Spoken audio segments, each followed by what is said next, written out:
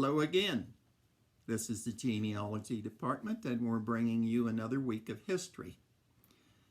This week is not going to be specifically for this week in another year, but I'm going to kind of summarize a very important incident that happened in Clinton in 1961 and finish it out with a lighter note of October 61.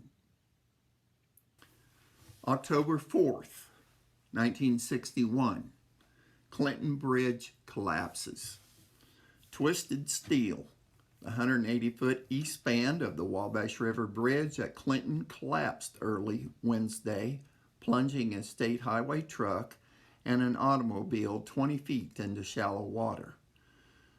2 state highway employees in the truck and the woman driver of the car escaped serious injury into the fall.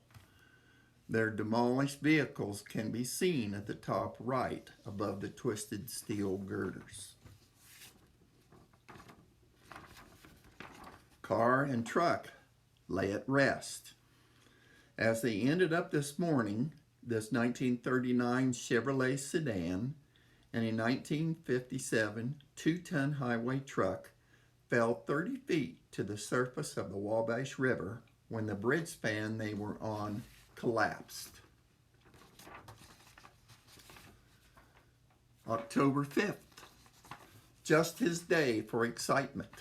Victor Peer, 55, of 620 Blackman Street, took his first boat ride today, but the experience left him cold and wet. An employee of the State Highway Department, Mr. Peer was riding with driver William McBride in a 2-ton truck when a Wabash River bridge span crumpled, plunging them into the river. They were rescued by Leon Gwynn and Les English of Mike's Motors, who borrowed a boat tied up nearby and took them to safety. Peer had never ridden in a boat before, nor had he ever crash-dived a truck into a river. 2 experiences worth remembering. October 6th. It finally happened. Highway Office fails to heed fears for bridge. The collapse of the Wabash River Bridge at Clinton today came as no surprise to many residents of this community. It had been expected for years. Its condition appeared to worry everyone familiar with the structure and the river, except for the Highway State Department and their engineers. Late last year, when it was obvious that the East Pier was sinking and the structure was being weakened, the matter was called to the attention of the state officials. They ordered an inspection. At the meeting of the Clinton Chamber of Commerce on November 14th of 1960, the Highway Committee reported that state highway engineers had examined the structure and found it safe. As short a time as 2 weeks ago, a local river enthusiast who chanced to be under the east side of the bridge when a truck passed overhead noticed its shaking condition and reported his fears to the mayor, John Goldner, who again called the matter to the attention of the highway officials. Now that the bridge has finally fallen, residents of this isolated community ask themselves what will be done and when there will again be access to Clinton from the east. 10/13 of 61. Engineers push launching nose toward destination.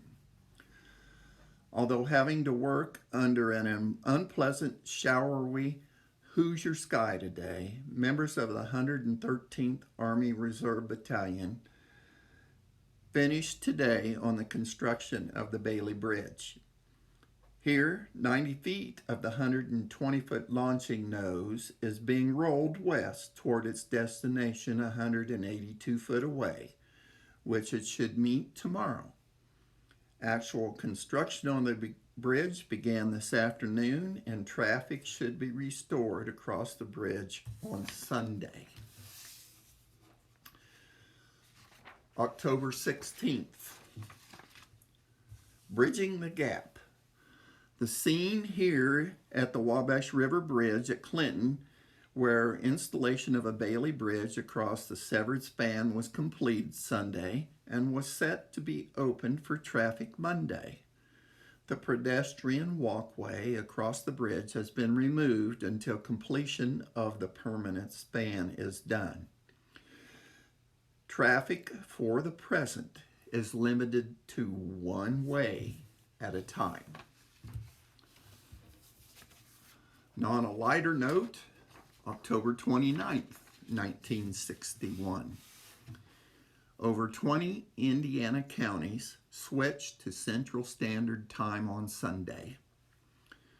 20 Indiana counties and parts of at least 4 others will revert to Central Standard Time Sunday, keeping alive traditional clock confusion which plagues the Hoosier winters.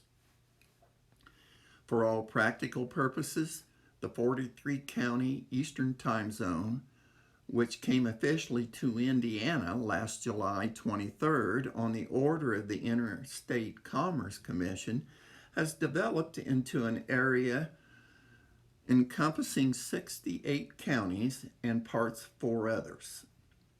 A large number of cities, towns, and counties, generally in the western half of the state, which are officially in Central Standard Time Zone, have voted through action of city councils, town boards, and other governmental agencies to string along with their eastern neighbors in observing fast time through 1961-1962 winter.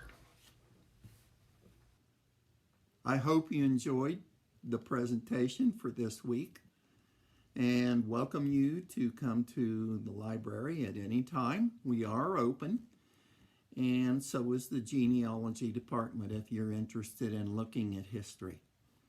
So have a good week.